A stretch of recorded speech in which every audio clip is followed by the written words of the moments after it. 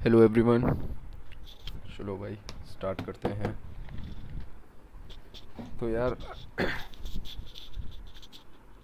Last time हमने syllabus go through कर लिया था एक बार, ठीक है। तो अब इस बार क्या करने वाले हैं, तो जैसे कि पिछली बार देखा था, हमने बोला था कि पार्ट बी जो है उसके अंदर ना एक ही टॉपिक है टेक्निकली, इंडियन फॉरेन पॉलिसी। इसके दो तीन चीज़ें हैं जो करनी है, जैसे कि कौन इंडियन फॉरेन पॉलिसी को इन्फ्लुएंस करता है। इनको तुम अब दो तरह से पढ़ोगे, एक पढ़ोगे इंस्टीट्यूशन लेवल पे कि कौन कौन से इंस्टीट्यूशन चेंज करने वाले हैं, दूसरे होंगे तुम्हारे डिटर्मिनेंट्स।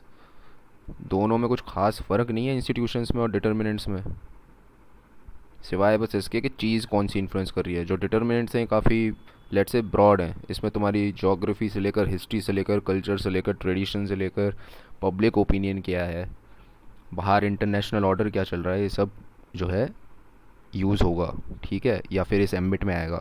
बट जब हम बात करते हैं इंस्टीट्यूशन की, तो हम इंस्टीट्यूशन की जब बात करते हैं तो ऐसे समझ लिया करो, इंस्टीट्यूशन एक चीज़ है कोई, जहाँ पे बहुत सारी पोस्ट हैं।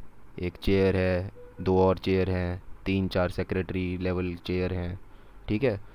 अब ये जो चेयर है ना, ये हमेशा जीवन भर फिक्स रहेंगी जब तक ये इंस्टीट्यूशन स्थापित है।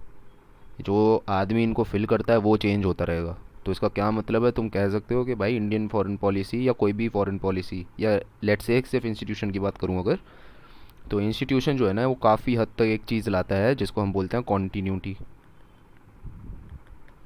कॉन्टीन्यूटी लाता है ये काफ़ी ज़्यादा। लेट्स से कि 19 कब यार, ये 45 इस टाइम की बात है जब तुम्हारी यूनाइटेड नेशन वगैरह ये सब स्थापित हो रहे थे। बट आज भी वो चल रहा है, आज भी वो चेयर है, कोई आदमी फिल कर देता है। अब वो आदमी कहीं से भी आ सकता है, वो आदमी चाइना से आ सकता है, वो आदमी यूएस से आ सकता है।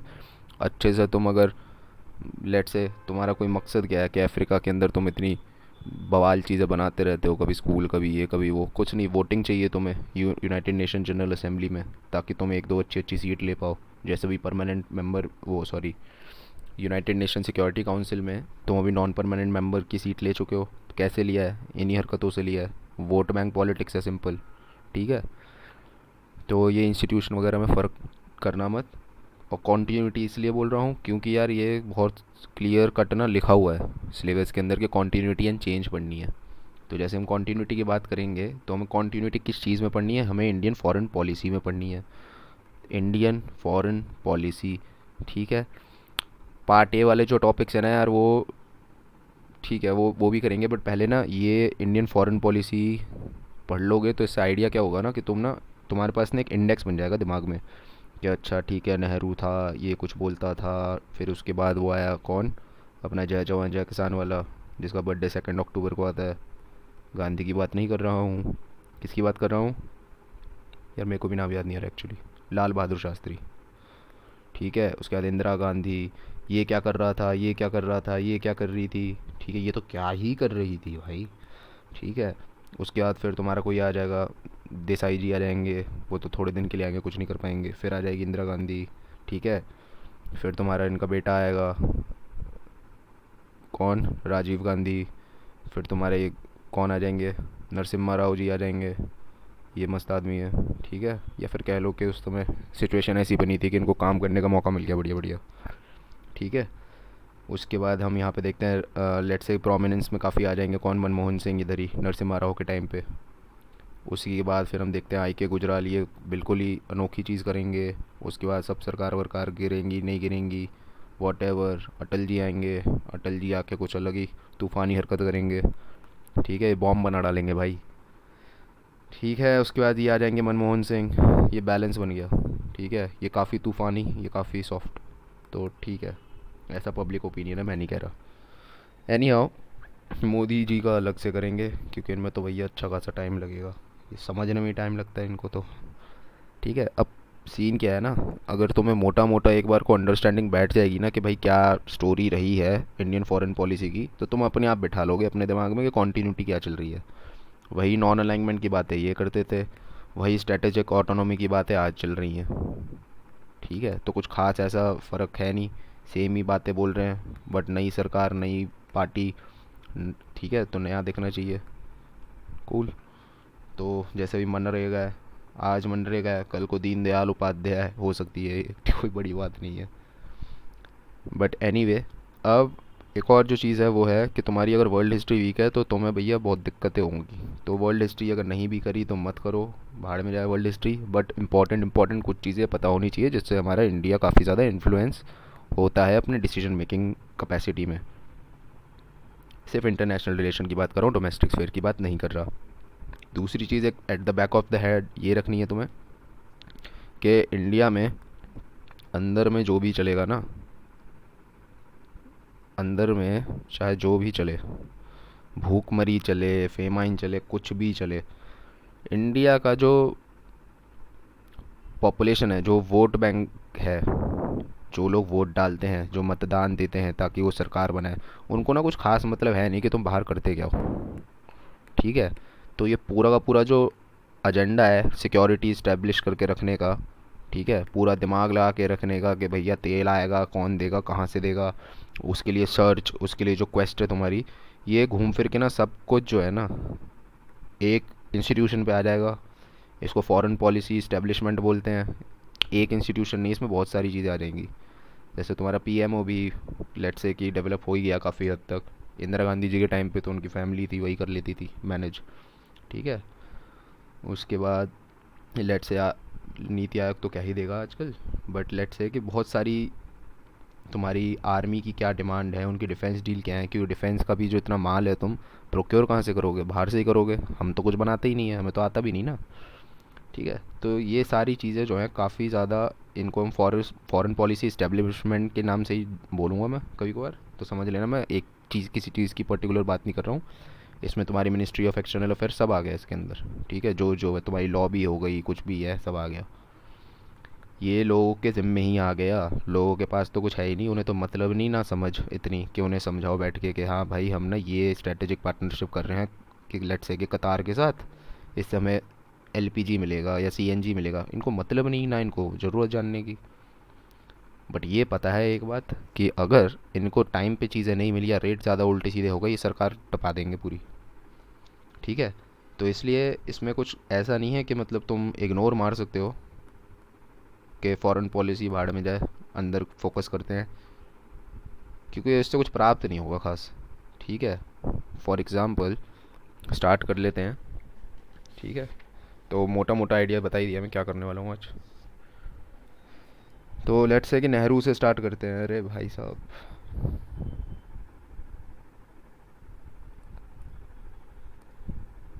तो लेट्स से कि नेहरू से स्टार्ट करते हैं अगर हम, तो क्या बातें जानने की हैं। देखो समझ लो, तुम्हें सिलेबस के नोट्स बनाने हैं बस। अगर बह जाओगे कि भैया बैठ के इंसाइक्लोपीडिया ही पढ़ने लग गए तो कोई फ़ायदा नहीं है। रिलेट करने का काम है, वो 10 चीज़ों से भी हो जाएगा। तो मैं 10 टॉपिक दूंगा, जीवन भर काफ़ी है रिलेट करने के लिए उन्हें आपस में। नहीं तो 50 बुक पढ़ते रह जाओगे, कुछ फ़ायदा नहीं है। एक ही चीज़ 10 बार लिखी है हर जगह अलग अलग वोकेबलरी के साथ। ठीक है। तो अब जब नेहरू जी आया तो यार, अब कहानी सोच के देखो तुम पूरी की पूरी कि हुआ क्या है और फॉरेन पॉलिसी क्या होती है, क्यों है। अच्छा, फॉरेन का मतलब तो पता ही होगा और पॉलिसी का मतलब भी पता है। पॉलिसी क्या होती है बेसिकली यार, एक तो चीज़ होती है कि तुम्हारे पास दो सड़कें हैं, एक ही है, एक ही है। अब तुम यहाँ खड़े हो, अब तुम्हें मैं बोलूँ कि भाई इस पे जाना है तेरे को या इस पे जाना है, ये है तेरी ए और ये है बी। तो तुम बोल रहे हो भैया मैं जाऊँगा ए पे। इसको मैं क्या बोलूँगा, इसको मैं बोलूँगा डिसीजन। कि भैया तुम कूल आदमी हो, बड़े दिमाग है तुम में, तुमने अपने आप डिसाइड कर लिया मैं यहाँ जाऊँगा। ठीक है। दूसरा एक होगा, वो बोलेगा भैया मैं इस पे जाऊँगा बी पे। इसने क्या किया है, इसने भी डिसाइड किया है। और लेट्स से कि एक आदमी वो वहीं खड़ा है बेवकूफ़ों की तरह, वो ना सोच ही जा रहा है मैं इधर जाऊँ या इधर जाऊँ। तो हो क्या रहा है ना, इसको कुछ प्राप्त नहीं हो रहा। इसको ना तो एक्सपीरियंस मिल रहा है इस सड़क पे चलने का, ना इसके पास डेटा बन रहा है। ऐसा है ना कि तुम इस सड़क पे चलना शुरू कर दो तो थोड़े टाइम बाद तुम्हें समझ आ जाएगा यार ये सड़क बेकार है, मेरे मतलब की नहीं है, दूसरी पे चलते हैं, तो वापस आके इस पे चल लो। टाइम वेस्ट तो नहीं हुआ, खड़े खड़े खड़े खड़े यहाँ बैठ के एनालाइज कर रहा है, करूँ क्या, करूँ क्या, करूँ क्या। ठीक है। ये एनालाइज कर रहा है तो क्या कर रहा है, ये पॉलिसी बना रहा है नहीं, ये इनडिसाइसिव है, ये डिसाइड नहीं कर पा रहा। ठीक है। ये बस टाइम व्यर्थ तो नहीं हो रहा, यही व्यर्थ हो रहा है आदमी। टाइम तो यहीं रह जाएगा, इसके मरने से पहले भी था, मरने से पहले, मरने के बाद भी रहेगा, पैदा होने से पहले भी था समय। तो बीतता कौन है, वो इंसान ही बीत रहा है बस बैठ के जो सोचे जा रहा है। फिर एक तीसरी तरीका होता है कि भाई तुम यहाँ अगर खड़े भी हो ना, वो तुम्हारा डिसाइड है कि मैं यहीं खड़ा रहूँगा, ताकि दूसरों को लगे कि भाई मैं डिसाइड कर रहा हूँ या अनडिसाइड कर रहा हूँ। या फिर मैं बोलूँ तीसरी सड़क कि भैया मेरे को दोनों ही नहीं लेनी, मेरे को कुछ और ही लेना है। ठीक है। बट जब मैं ये बोल रहा हूँ तो मैं इसलिए नहीं बोल रहा हूँ क्योंकि मुझे ये करना है, मैं इसलिए बोल रहा हूँ ताकि मुझे ये सड़क जिसकी है वो भी, लेट से कि उसको भी ऐसा ना लगे कि अच्छा भैया हमारी सड़क में क्या कोई कमी रह गई थी। ठीक है। और इसकी सड़क वाला भी कोई जिसने बनाई है वो भी बुरा ना माने। उसको ये हो कि हाँ भैया हम में क्या कम बालू डाले हैं हमने अपनी सड़क में, हमारी सड़क में क्या दिक्कत है।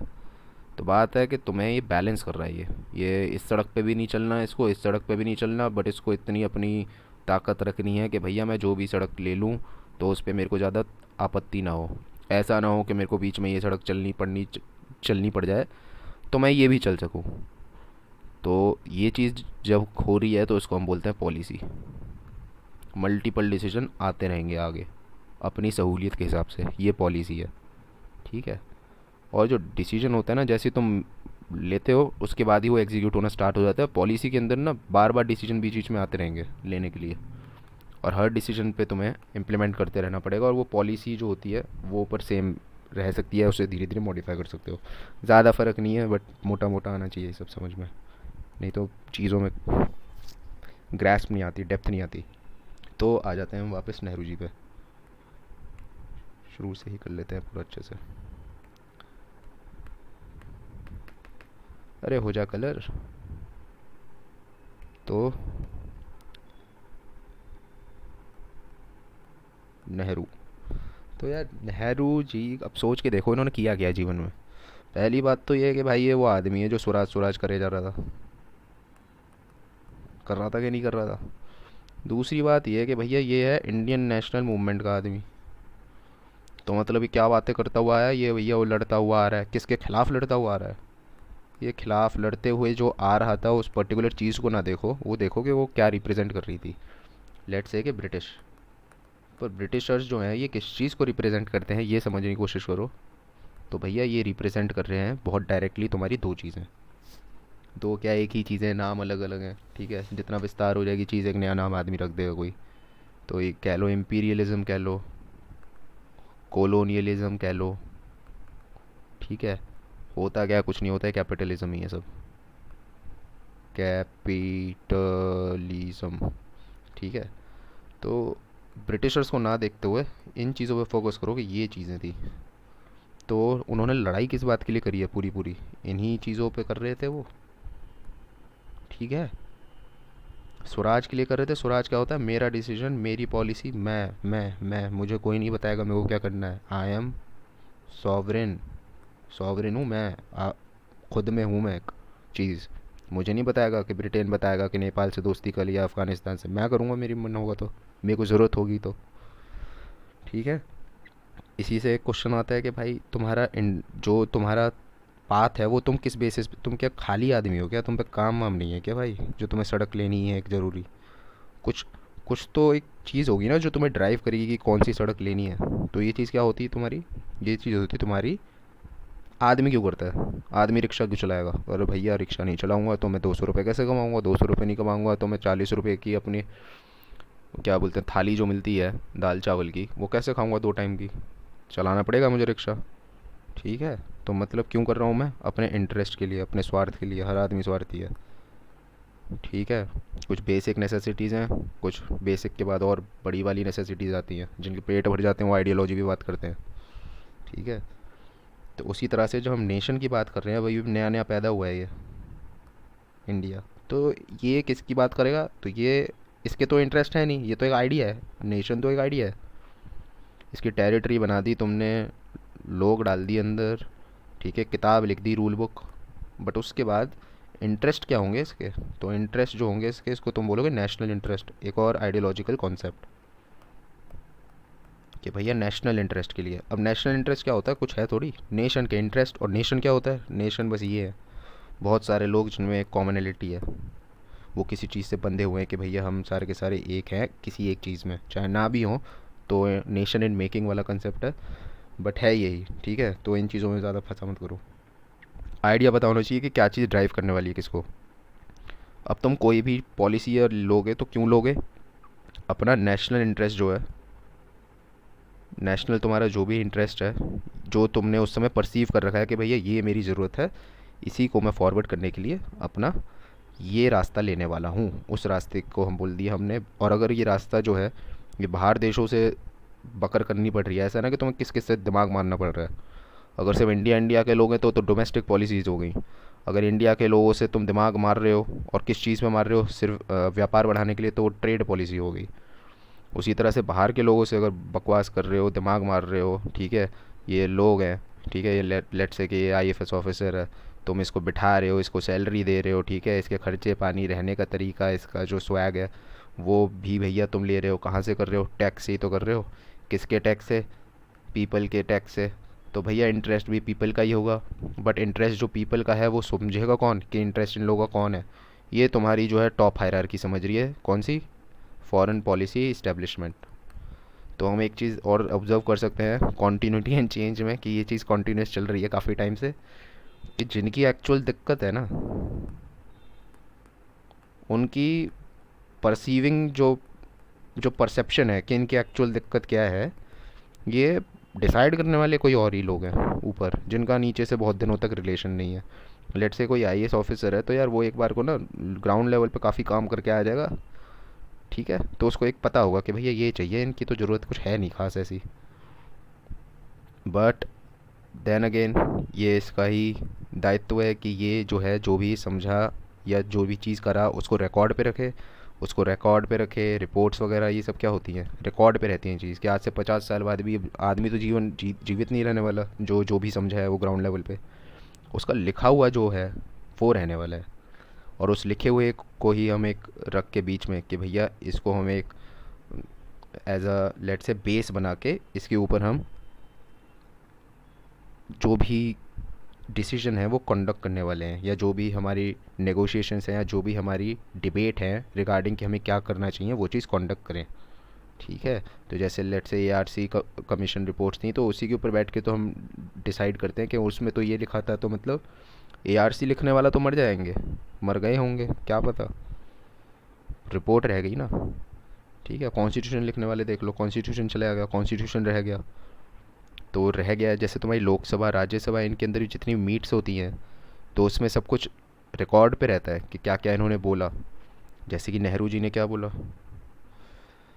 जब तिब्बत पे अटैक हुआ चाइना का, तो पटेल जो थे वो काफ़ी ज़्यादा वो हो गए थे, सहम से गए थे कि भैया ये इरादे ठीक नहीं है चाइना के। तो नेहरू जी ने भैया लोकसभा के अंदर पूरा बताया था कि भैया ऐसा नहीं है कि हमें पता नहीं है कि क्लैश नहीं होगा, क्लैश तो इनएविटेबल है, क्लैश तो होना है, पर दिक्कत क्या है, अभी अपनी औकात नहीं है, इकोनॉमी हमारी है नहीं कुछ, मिलिट्री में हम हमारे लगे पड़े हैं, तो करें क्या? जो भी कर सकते हैं वो एक ही चीज़ कर सकते हैं कि किसी तरह से पोस्टपोन करके रखो, पीस बना के रखो। अब तुम इंटरनल पॉलिटिकल पार्टीज़ के जो भी प्रोपोगेंडा है उस हिसाब से जाओगे तो फिर भैया वैसे तो राजीव दीक्षित जी की वीडियो चला लो और बैठ के नेहरू को गाली देते हुए सुनते रहो उनको, उससे कोई प्राप्त नहीं होगा। आइडिया जो समझना है वो समझना है कि उस टाइम पे वो क्या सोच रहे थे और ज़रूरत क्या थी। तो ये है नेहरू। अब नेहरू जी की है टोपी। अब इन्होंने सोचा क्या, इन्हें दिख गया कि भैया नया नया मेरा इंडिया अभी आज़ाद हुआ है, इंडिया नया नया आज़ाद हुआ है। रिमेंबर ये चीज़ कि कॉन्स्टिट्यूशन के अंदर हमने कोई क्वालिफ़िकेशन नहीं रखी है। देर इज़ नो क्वालिफ़िकेशन के who can be a minister. अनपढ़ भी आदमी जा सकता है। रीज़न कि सभी अनपढ़ हैं भाई, अनएजुकेटेड। जब सभी अनएजुकेटेड हैं तो काम तो ये क्या ही कर लेंगे, हाथ पैर ही तो चलाएंगे, किसान ही तो करेंगे, और किसान भी कैसे ही कर लेंगे ये, ठीक है। इतने बड़े वाले तोप वाले किसान नहीं है, ठीक है, बेवकूफ़ वाले किसान हैं, इनकी यील्ड ही कुछ नहीं आने वाली। बट हम पैदा तो बहुत हो रहे हैं बुरी तरीके से, खाना कैसे खाएंगे? तो बहुत अलग तरह की दिक्कतें थी, जिसमें से फोरमोस्ट जो है तुम्हारी वो ये दो पॉइंट हैं कि यार नेहरू जी के सामने जो इंडिया था ना, वो एक होता है अंडर डेवलप्ड, फिर एक होता है कि किस चीज़ में तुम अंडर डेवलप्ड हो। तो भैया देखो, इकोनॉमी तुम्हारी है नहीं कुछ खास, उसमें तो भैया ब्रिटिश लोगों ने बढ़िया रोल निभाया है अपना, ठीक है। दूसरा, मिलिट्री के नाम पे तुम पे कुछ है नहीं, ठीक है, मिलिट्री के नाम पे कुछ है नहीं, और जो है वो तो तुम्हारी ऑलरेडी तुमने कहाँ पे लगा रखी है?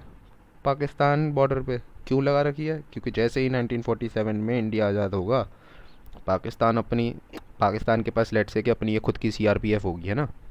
जैसे हमारी सीआरपीएफ है वैसे ही उनकी पाकिस्तान के पास भी अपनी एक पुलिस वाली कोई चीज़ होगी। उन्होंने उनको बोल दिया कि अरे भैया सुनो, ऐसा करो कश्मीर के अंदर ना तुम घुस जाओ सारे के सारे। कैसे घुस जाओगे? कपड़े वपड़े पहन लो वैसे ही। कश्मीर जो है एक पुराना फंसा हुआ इलाका है, आइसोलेटेड इलाका है। कोई ऐसा थोड़ी है कि कश्मीर से आदमी केरला वेरला जाता रहता है। तो वहाँ पे अपना ट्राइबल उनका जैसा वे ऑफ लाइफ है उन्होंने वैसे ही बना रखा है, डेवलप कर रखा है। तो ऐसा नहीं है कि तुम कश्मीर चले जाओ और लोगों को लग रहा है अच्छा तुम भी कश्मीरी हो। नहीं भाई, तुम अलग से दिख जाओगे। ठीक है।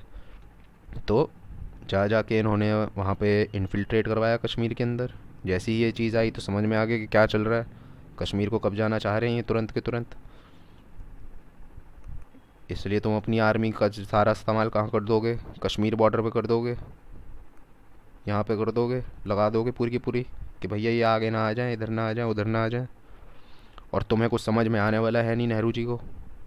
नेहरू जी बोलेंगे वेट यार वेट, 1947 चल रहा है भाई, अभी 1950 में तो हमारी कॉन्स्टिट्यूशन इस्टेब्लिश होगा तमीज़ से, 26 जनवरी को। तो ये कहाँ बवाल मच रहा है ये इधर, कुछ समझ नहीं आ रहा है इन बेचारे को। तो ये किसके पास जाएंगे? ये सबसे पहले अपने पापा जी के पास चले जाएंगे। इनके पापा जी कौन थे? माउंट बैटन की बात नहीं कर रहा हूँ, मोटा मोटा समझो। तो भैया ये बोलेंगे कि ब्रिटिश के पास गए कि हाँ जी भैया तुम क्या करवा गए, क्या हो रहा है, ये क्या करें हम। अब ये जो ब्रिटिश हैं ये क्या बोलेंगे, इनको क्या एडवाइस देने वाले हैं? ब्रिटिश बहुत सीधी सादी एडवाइस देंगे कि भैया देखो, ऐसा है ना यार, सिंपल बात है। ब्रिटिश, यूएस ये सब एक ही है, ये कुछ अलग अलग नहीं है। और इन्होंने ना एक नई नई दुकान लगाई है अभी। ठीक है, इनकी अभी एक नई नई, अब जैसे मुझसे कोई आगे पूछेगा कि शुभा रंजन मैम का कोर्स ज्वाइन करूँ, अब मैं क्यों बोलूँगा कर ले, मैं तो बोलूँगा मेरा कर। समझ रहे हो? तो वैसे ही अभी ये उनके पास गया है जिन्होंने नई नई एक दुकान लगाई है। तो किस क्या नाम है इस दुकान का? United nation. तो ये क्या बोलने वाले हैं कि ओहो, ये तो एक हमें वो मिल गया, क्या बोलते हैं, क्लाइंट, इसको सेटिस्फाई करा देते हैं हम अपनी सर्विस से एक बार, तो हमारा नाम हो जाएगा बढ़िया कि हम कितने कूल हैं, यूनाइटेड नेशन कितनी मस्त चीज़ है।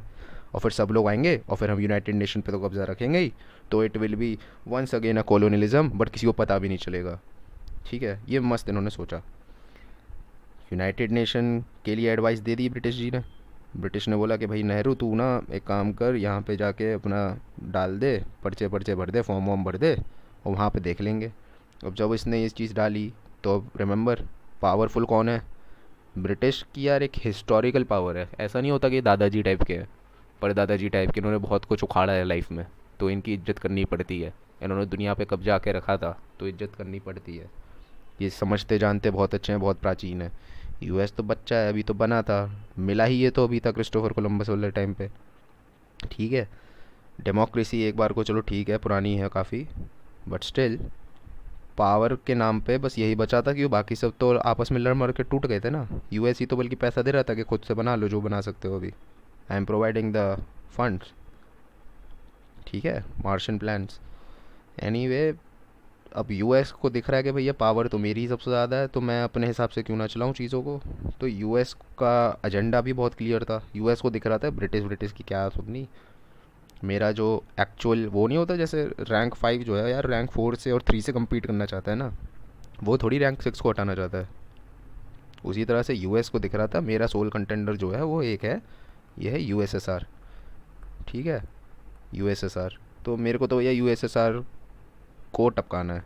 अब मैं इस सिचुएशन का, मुझे एक सिचुएशन मिली है इतनी तगड़ी कि इंडिया का प्राइम मिनिस्टर यूएन में आया है, अपनी एक क्या बोलते हैं एक याचना लेकर आया है। मैं क्या कर सकता हूँ? तो मैं क्या बोलूँगा, मैं किसी तरीके से फेवर करने की कोशिश करूँगा पाकिस्तान को। रीज़न बीइंग कि यार ये है लेट्स से अफ़गानिस्तान, ये है रशिया, रशिया तो नहीं बोलूँगा, यूएसएसआर। ठीक है, ये है पाकिस्तान, और ये फिर वो सारा शुरू होता है इंडिया इंडिया। ठीक है, ये मान लो इंडिया है। ठीक। तो यार एक बहुत सिंपल सी चीज़ है कि तुम्हें दिख रहा है कि यूएसएसआर अगर अफ़गानिस्तान की तरफ आ रहा था, क्यों काबुल ने ही बुलाया था। काबुल ने बोला कि भैया यूएसएसआर आ जाओ, हमें ले जाओ अपने साथ, हम भी तुम्हारी तरह ही हो जाए। अब ये चीज़ तो यार यूएस को पसंद नहीं आएगी। यूएस को दिख रहा है कि यार अफ़गानिस्तान गया, अफ़गानिस्तान वॉज अ एरिया जहाँ पे ग्रेट गेम चला करते थे। ठीक है, अफ़गानिस्तान काफ़ी ऐसी लोकेशन पे है कि इधर जाओ तो यूरोप जा रहे हो, इधर जाओ रशिया जा रहे हो। ठीक है, सेंट्रल एशिया का भी रास्ता इधर से ही है। उसके बाद लेट से मिडल ईस्ट इधर आ जाता है, साउथ ईस्टर्न एशिया और साउथ एशिया का रास्ता इधर से आ जाता है। तो ये काफ़ी अच्छी वाली लोकेशन पे सेंट्रल अफ़गानिस्तान, इसलिए तो अफ़गानिस्तान पे ज़्यादा कब्ज़ा रख के मुश्किल रहता है, क्योंकि हर तरह की अलग अलग सभ्यताएं इधर मिल जाती हैं। तो क्लैश ही होना है इधर तो। ठीक है, लोगों की बनती तो है नहीं किसी को, किसी की भी आजकल, कभी भी नहीं बनी है। ठीक।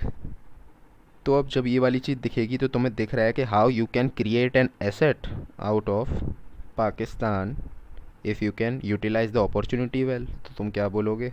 किसी तरीके से तुम उल्टी सीधी बातें कर दोगे कि हाँ वोटिंग करा लो, रेफरेंडम करा लो, ये करा लो, वो करा लो। ठीक है, अब तुम्हें पता है कि यार अगर उनके इतने लौंडे घुसे पड़े हैं, तुम्हें तो आइडिया भी नहीं है ना कि कश्मीरी है कौन। तो तुम तो इसी डिलेमा में फंस जाओगे कि यार ये इनके रेफरेंडम अलग, और ये होती हैं प्रोसीजरल चीज़ें। रेफरेंडम हो रहा है जी, हो रहा है, कोई वोटिंग चल रही है, चल रही है, अरे रिज़ल्ट तो मेरे हाथ में है। अगर मैंने पीछे से, अगर लेट से जिसमें पढ़ रहे हैं मतदान, वो मैंने चेंज करा दिया, या जो आदमी है जो बताने वाला है उसको मैंने ख़रीद लिया, तो रेफरेंडम तो एक बार पब्लिक हो गया तो लोग तो मान जाएंगे उसी वक्त कि ये हुआ है। फिर मैं बोलता भी रहूँगी गलत हुआ है, गलत हुआ है, तो मैं तो, मेरी तो कोई मानने वाला नहीं है, मैं इतना बड़ा रिस्क क्यों लूँ। ठीक है, तो इसी चीज़ पे काफ़ी क्रिटिसाइज़ करा जाता है नेहरू जी को कि वो यूएन क्यों गए। But we have to understand option क्या था उस समय। करते क्या, लड़ाई करते, कैसे करते, किससे करते, हाथ पैर पे क्या था। और वर्स्ट पार्ट इज़ कि यार पाकिस्तान को ना ज़्यादा चीज़ें देखनी नहीं है, पाकिस्तान के पास एक इंडिया ही है घूम फिर के, जिससे उसको पंगे लेने हैं नहीं लेने जो भी है। इंडिया को तो 10 चीज़ें देखनी है, इंडिया को यार इधर भी देखना है, चाइना देखना है अपना। ठीक है, इंडिया ऐसी वैसी चीज़ नहीं है, इंडिया इंडियन ओशन पे काफ़ी ज़्यादा पावर कमांड करता है। श्रीलंका, उसको श्रीलंका देखने हैं, मालदीव्स देखने हैं, इसको अपने ये दो दो जो पूरे सी हैं जहाँ से दुनिया भर का ये ट्रेड पास हो रहा है ऐसे करके। ठीक है, इस पे भी कब्जा बना के रखना है, ऐसा ना होना नहीं तो, क्योंकि जैसे कि नीति रही है, जहाँ पे पानी होता है और पानी पे ट्रेड चल रहा होता है तो ये यूएस वाले आ जाते हैं अपनी बोटें ले लेके। ठीक है, थोड़े दिन घुमाते हैं बोट वोट यहाँ पे, उसके बाद थोड़ा थोड़ा कब्जे ही शुरू हो जाते हैं। एरियाज़ ऑफ इन्फ्लुएंस नहीं बनने देना, ये है गोल इंडिया का।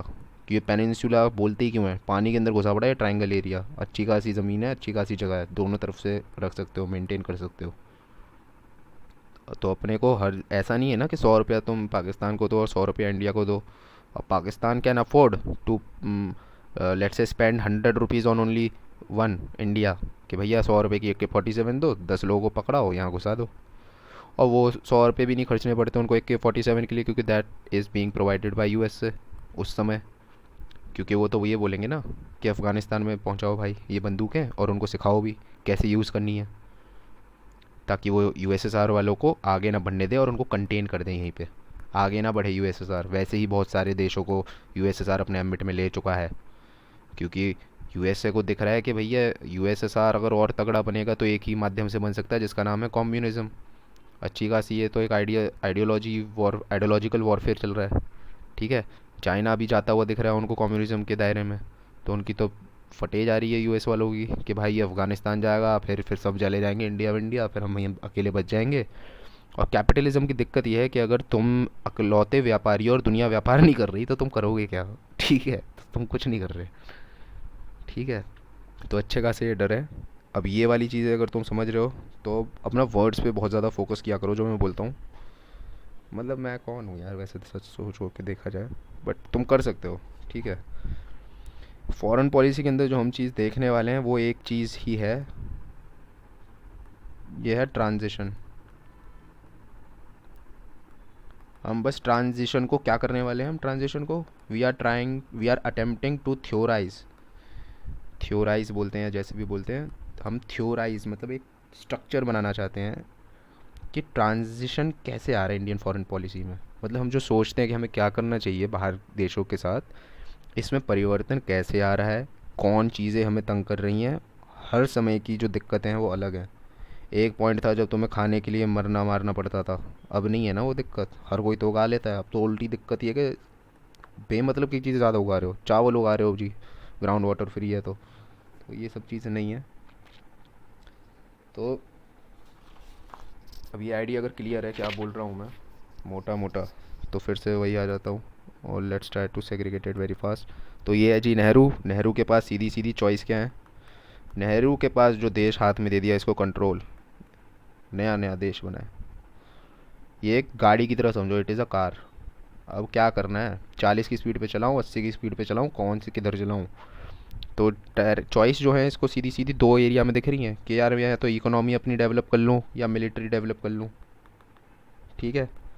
अब इशू समझो यार, मिलिट्री डेवलप करने के लिए इकोनॉमी, अगर लेट से कि तुम ये रास्ता पकड़ते हो इकोनॉमी डेवलप करने लग जाओ, तो क्या तुम मिलिट्री को कल स्ट्रॉन्ग कर सकते हो? जी हाँ, बिल्कुल कर सकता हूँ। पर लेट से वाइस वर्सा, मिलिट्री को स्ट्रॉन्ग करने लग जाओ, क्योंकि नहीं तो आधा देश चला जाएगा, फिर क्या काय बात की इकोनॉमी बनाते रहोगे? तो क्या करोगे? तो इसके लिए तुम देखोगे एग्जाम्पल के आसपास क्या हो रहा है। तुमने आसपास देखा कि भैया पाकिस्तान के अंदर जो है उन्होंने मिलिट्री पे अच्छा खासा फोकस कर लिया। और कौन आज़ाद हुआ है जी नया नया? जी थाईलैंड आज़ाद हुआ। तो थाईलैंड ने क्या किया, उसने भी मिलिट्री पे फुल फोकस रखा। म्यांमार को भी देख लो, वो भी ऐसे ही रहा। तो वहाँ पे रिज़ल्ट क्या रहा? तो रिज़ल्ट तुम देख रहे हो कि रहा है वहाँ पे अनस्टेबिलिटी। अनस्टेबिलिटी रही है तगड़ी, ऊपर से फैक्शन बट गया अलग, कभी मिलिट्री रहेगी, कभी ये रहेगा, कभी वो रहेगा। जब तुम नए नए पैदा हुए हो तो तब जो भी तुम बोलना सीख गए हो, जो भी तुम्हारी मम्मी ने पापा ने जिस लैंग्वेज में बात करी वो तुम्हारी मातृभाषा बन गई है। समझ रहे हो? तुम चाह के भी लेटर ऑन तुम इंग्लिश सीख लो, कुछ भी कर लो, तुम अंग्रेज वाले अंग्रेज तो नहीं बनने वाले रहोगे, तो तुम हिंदी बोलने वाले ही है ना। उसी तरीके से जब नया नया देश पैदा हुआ है और तुम स्टार्टिंग में ही मिलिट्री को तगड़ा करने लग जाओ, ये करने लग जाओ, मिलिट्री को ये चीज़ सिखा दो कि भाई देख, तुम में इतनी दम है, तुम दबा दबा के भी अपने काम निकाल सकते हो, तो समझो ना वो चीज़ कभी जीवन में जाने नहीं वाली है। तुम्हारी मिलिट्री के इस्टेब्लिशमेंट जो इंस्टीट्यूशन है, जैसे कि समझा रहा हूँ, इंस्टीट्यूशन है, उस इंस्टीट्यूशन के अंदर ही वो वाली चीज़ आ गई है कि एक टेंडेंसी है कि भैया अगर ज़्यादा ताकतवर यहाँ पे लगने लग गए हो तो सब भाड़ में जाए, डेमोक्रेसी वाली बात। मतलब पावर हंगरी, पावर पॉलिटिक्स चलने लग गई यहाँ पे, इस वजह से क्योंकि मिलिट्री फोकस्ड रहे वो। नेहरू ने क्या बोला कि भैया मैं रहूँगा इकोनॉमी फोकस, और उन्होंने तो अपना पूरा लेट से ले आउट रख दिया कि this is my industrial development का रूट। 56 के अंदर इंडस्ट्रियल पॉलिसी रेजोल्यूशन वगैरह भी उन्होंने निकलवा दिए। बट तब तक काफ़ी चीज़ें और हो गई थी। ठीक है। तो ये चीज़ तुम थोड़ा आइडिया ले लो कि नेहरू जी ने सोचा क्या, क्या सोचा। दूसरा जो है, फिर एक और चीज़ जो है, एक होता है एक होता है कि तुम्हारे सोचने का अंदाज़ क्या है। ठीक है। जो हमारे दादा नानी लोग हैं, ये कैसे सोचते हैं? बेटा जो करा है अच्छी बात है, जितनी मेहनत करिए करो, कोई नहीं, कोई व्यर्थ नहीं जाती मेहनत, ये नहीं होता वो नहीं होता। ठीक है। फिर एक दूसरे होते हैं कौन, लौंडे लोग, अपने दोस्त लोग, ये क्या बोलेंगे, भाई पागल है क्या, क्या कर रहा है तू फालतू चीज़, अपना चुपचाप से एमएस करो यूएस में, अपना $100,000 की सैलरी लो, क्या फालतू भीड़ में रहना है यहाँ पे, to hell with India, go to US, US कहीं चले जाओ। समझ रहे हो? अब ऐसा नहीं ये गलत बोल रहा है वो गलत बोल रहा है, फ़र्क ये है कि दोनों का जो सोचने का एंगल है वो गलत है, अलग अलग है। यहाँ पे ये जो दादी नानियाँ बोलती हैं ये चीज़ बोलती हैं आइडियलिज्म से। इनकी जो थॉट प्रोसेस है वो एक आइडियलिस्टिक रूट से आ रही है। दोस्त लोग जो बोलते हैं वो काफ़ी प्रैक्टिकल या फिर एक रियलिस्ट पर्सपेक्टिव से बोलते हैं। तो कुछ फ़र्क नहीं है, ये चीज़ तो तुम्हें आइडिया बिल्कुल है ही कि आइडियलिस्टिक रियलिस्ट है क्या। और उसी तरीके से जो नेहरूवियन जो पॉलिसी है ना पूरी, ये कतई आइडियलिज्म के दायरे में से निकल के आएंगी। कि अब ऐसा नहीं है, समझो फिर से, नेहरू बेवकूफ़ आदमी नहीं है। ऐसा नहीं है कि मतलब जैसे कि काफ़ी एक प्रोपोगंडा है दुनिया में, और जनरली ना यार फ्री की व्हाट्सएप और फ्री की यूट्यूब वीडियोस इन पे ही निकलते हैं ये सब प्रोपेगेंडा के चीनी चीनी हिंदू चीनी भाई भाई, अरे यार वो ज़रूरत भी तो है ना, तुम उखाड़ क्या लोगे चाइनीज़ों का? जब उखाड़ ही नहीं सकते हो तो वही बात है ना कि जब तक तुम कमज़ोर हो तब तक उन्हें दूर रखो। और कुछ गलतियाँ होंगी ही, क्यों? क्योंकि तुम भैया फर्स्ट प्राइम मिनिस्टर हो, तुम पे एक्सपीरियंस थोड़ी है, तुम्हारी थोड़ी दादी नानी सब प्राइम मिनिस्टर थे, या तुम ऐसे घर परिवार में रहे हो, या फिर किसी और को भी हो पूरे देश में, देश ही नया बना है जी, तो तुम्हें क्या ही पता क्या होता है क्या नहीं होता, क्या करना होता है। ठीक है। तो उसमें जो भी पर तुमने अटैम्प्ट दिया है, जो भी तुमने अटैम्प्ट दिया अपनी जो भी प्राइम मिनिस्टरशिप है, फॉरेन पॉलिसी को तुमने कैसे कैसे तुमने शेप किया है और कैसे तुमने उस चीज़ को नर्चर किया है, ये चीज़ डिफ़ाइन करने वाली है आज तक टिल 2020 अगर तुम देखोगे, ये चीज़ डिफाइन करने वाली है टोटल आउटलुक कि हम सोचते कैसे हैं, क्योंकि जो भी हमने शुरू करवा दिया है उस टाइम पे वो हमें मेंटेन करके रहना पड़ेगा। अस्थिरता नहीं दिखा सकते हो तुम बाहर के लोगों को। जैसे लेट से कि तुम में और तुम्हारे पापा में लड़ाई हो जाए, पब्लिक को थोड़ी दिखाओगे, घर में आके सेटल करोगे ना, कि दुकान पे ही लड़ने लग जाओगे कि नहीं पापा आप ऐसे ही करते हो, नहीं बेटा तू ऐसे ही करता है। नहीं भाई, बाहर जो तुम दिखा रहे हो वो तुम्हें एक ही दिखाना है, चाहे पुराना हो या आज हो।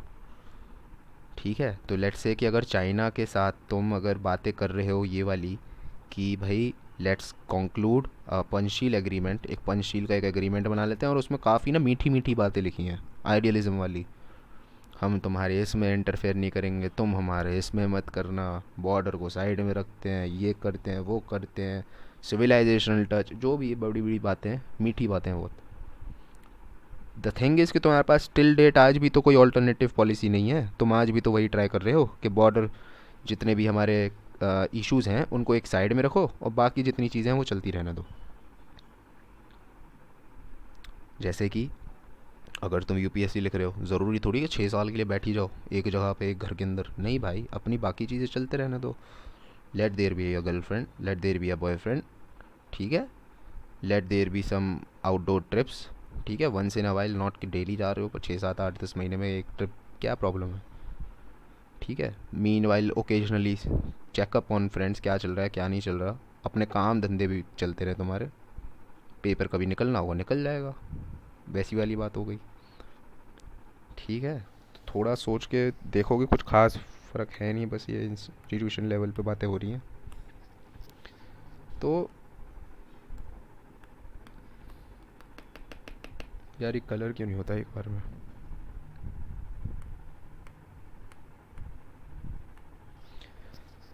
तो हमने क्या देख लिया कि नेहरू जी ने देख लिया कि भैया पाकिस्तान थाईलैंड काफ़ी ये तो दिक्कत वाली बातें लग रही हैं, तो हम बस एक चीज़ पे फोकस करेंगे पहले शुरू में, वो है, यार ये पेन दिक्कत दे रहा है मेरे को, एक सेकंड होल्ड करो।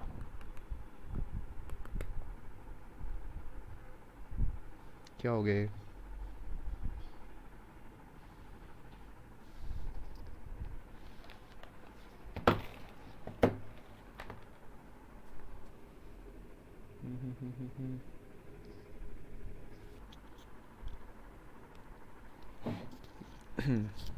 क्या ही कह रहा था मैं। तो अब फटाफट से हम देख लेते हैं एक बार ऐसे ना, मोटी मोटी तुम्हें कहानी नहीं तो।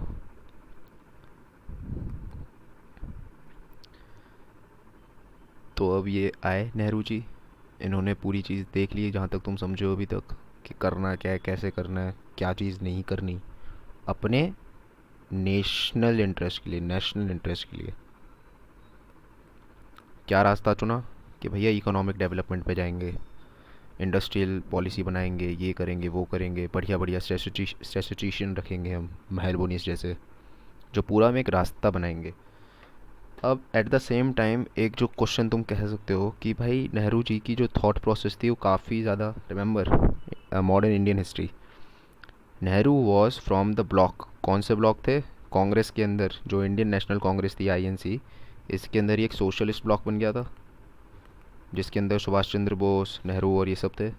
तो इससे क्या चीज़ दिख रही है कि इनका टिल्ट किस तरफ है, सोशलिज्म की तरफ। अब आ जाते हैं तुरंत वर्ल्ड पे क्या चल रहा है। वर्ल्ड वॉर ख़त्म हो गया, लास्ट में कौन बचा, दो, यूएस और यूएसएसआर। एज अ मतलब कि सुपर पावर बच गई है कि ये दोनों ही हैं, तो इन दोनों में टसल चलने वाली है अपनी, कि कौन दिखाएगा कि मैं सर्वश्रेष्ठ शक्तिशाली हूँ।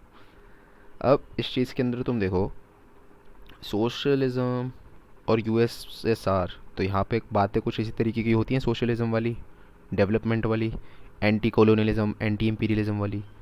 तो क्या ये कह सकते हैं हम कि नेहरू जी को थोड़ा बहुत इंटरेस्ट था यूएसएसआर की, थोड़े कह लो कि जैसे ये करण जौहर है एक, और ये आदित्य चोपड़ा, और इन दोनों ने ना अपने कैंप बना लिए हैं, कैंप्स।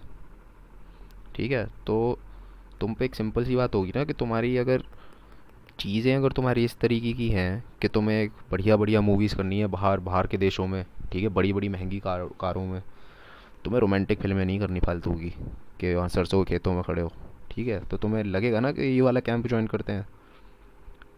यही दो रास्तों की बात कर रहा था मैं, जो इन्होंने नहीं लिया। बट ऑप्शन क्या है, क्या कर सकते हैं, तो समझो ऐसा नहीं है कि दिन में रात में सपना आता है और लोग अगले दिन शुरू कर देते हैं चीज़। चीज़ जो है ट्रांजिशन में होती है, कर कुछ और रहे होते हैं, वो हो कुछ और रही है धीरे धीरे। तो क्या हुआ है नेहरू जी के साथ भाई? नेहरू जी के साथ जो चीज़ें हो रही हैं वो समझ लो बस दो तीन चीज़ें हैं, ज़्यादा नहीं है।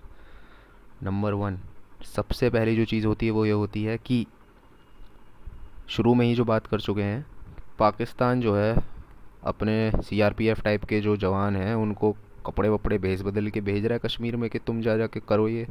तो इसलिए इंडिया क्या करेगा? समझो यार, सबके पास रिसोर्सेस उतने ही हैं जितने होते हैं, जिसको हम एक शब्द में नाप सकते हैं, लिमिटेड। तो तुम किसी पे भी कुछ हरकत करते हो ना, तो उसके तुम रिसोर्सेज जो कि लिमिटेड है ना, वो तुमने लगवा दिए कहीं और। तो इंडिया के जो मिलिट्री जो इतने भी रिसोर्सेज थे वो तो पाकिस्तान वाले बॉर्डर पे लग गए। ये हुआ है बस कश्मीर वाली चीज़ से। दूसरी जो चीज़ हुई है वो ये हुई है कि भैया तुमने एक चीज़ भांप ली कि भैया यूनाइटेड नेशन वाली जो चीज़ें हैं उन पे ज़्यादा ना घुसना नहीं चाहिए। मतलब चाहते भी हो तुम एक टाइम पे, बट तुम्हें पता है कि तुम कश्मीर वश्मीर वाले मैटर पे अपने पर्सनल मैटर लेके वहाँ जाओगे, तो ये वेस्ट वाले जो पूरे के पूरा नेक्सस है ना, इनका इस समय ऐसा नहीं है कि ये बुरे लोग हैं, पर ये भी तो अपना इंटरेस्ट देखेंगे। और इनको अपना इंटरेस्ट दिख रहा है कि 1979, खैर ये तो बाद में आ जाएगा, बट अभी ऐसे समझ लो तुम कि यूएसएसआर को कंटेन करना है, ये नहीं चाहते यूएसएसआर और बढ़े। यूएसएसआर समझो एक देश नहीं है, ये है बहुत सारे देश जो मिलके अब एक तरह से रिएक्ट कर रहे हैं।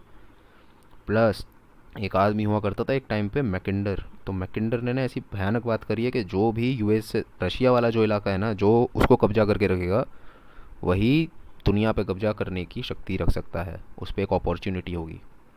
इस चीज़ को हम थ्योरी में कवर करेंगे अच्छे से, मैकिंडर की थ्योरी को। तो ये सारी चीज़ें भी अब उसने कहीं पे पढ़ी होंगी, तो उसको दिख रहा होगा यूएस को, यूएस वालों को भी डर लगता होगा ना कि यार सही बात है, यूएसएसआर इतना तगड़ा ना हो जाए, ये ना हो जाए, ये अपनी आइडियोलॉजी इतनी फैला ना दे।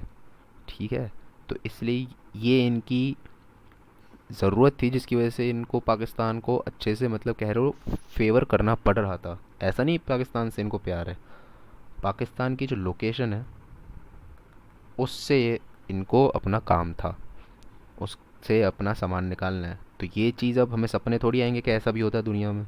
ये तुम करोगे ट्राई, तभी तो पता चलेगा ना कि भैया तुम्हारे कहाँ गलती रह गई, ऐसे में गलती रह गई, ठीक है, पेपर वन में गलती रह गई, कहाँ प्रॉब्लम है, टाइम पे फिनिश कर पा रहे हो नहीं कर पा रहे।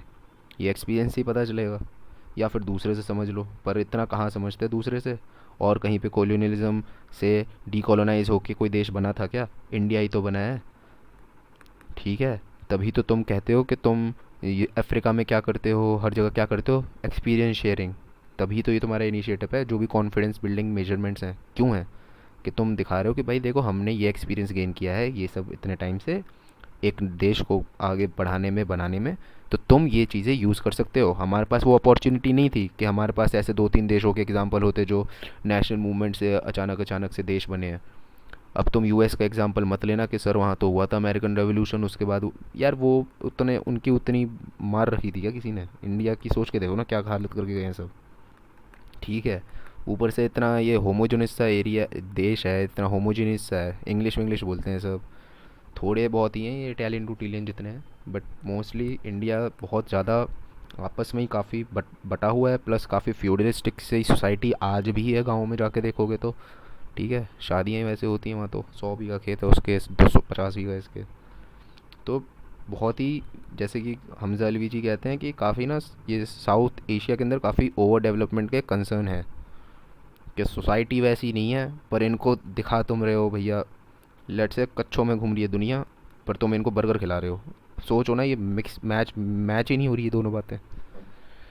ठीक है, अब क्या होगा, यहाँ पे एक सीख मिल गई नेहरू जी को। अब इससे क्या होगा, तुम्हारा जो भी एक फॉरवर्ड आउटलुक था, तुम एक थोड़े वेरी से होगे कि हाँ भाई यार ज़्यादा ना इन चीज़ों में हस्तक्षेप नहीं करना चाहिए, यूनाइटेड नेशन वाली चीज़ों में। मतलब अपने कश्मीर के मामले को लेकर तुम समझ गए कि भैया इसमें जितने आदमियों को घुसाओगे कश्मीर के मामलों को, उतना ही आदमी ना अपना अपना फ़ायदा निकालने की कोशिश करने में लग जाएगा।